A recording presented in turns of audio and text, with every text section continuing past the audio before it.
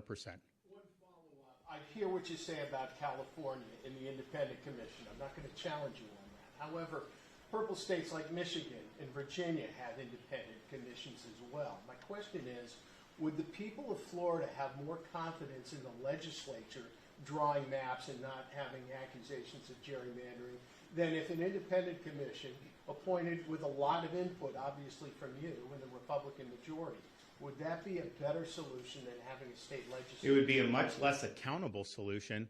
You know, you have as voters, you can hold the legislature accountable. Every 2 years, you get to go and hold them accountable if you don't like what they're doing. And that ultimately is the protection that you have as citizens to be able to basically, if you don't like what's going on, like they say, you can throw the bums out anytime you want.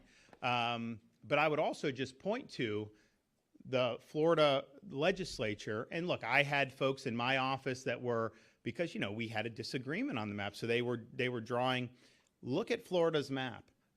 Look at the compactness of the districts. It was well done. It just was.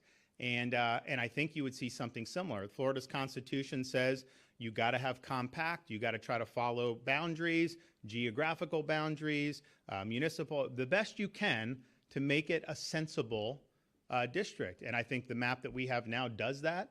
Now, the people at the time, particularly, you know, the other party, they didn't like it because we did dismantle that gerrymandered district. And it did cause a change in the partisan representation for the state in terms of our whole delegation, but that wasn't the intent of it. That was an effect of it because we were abiding by the Constitution.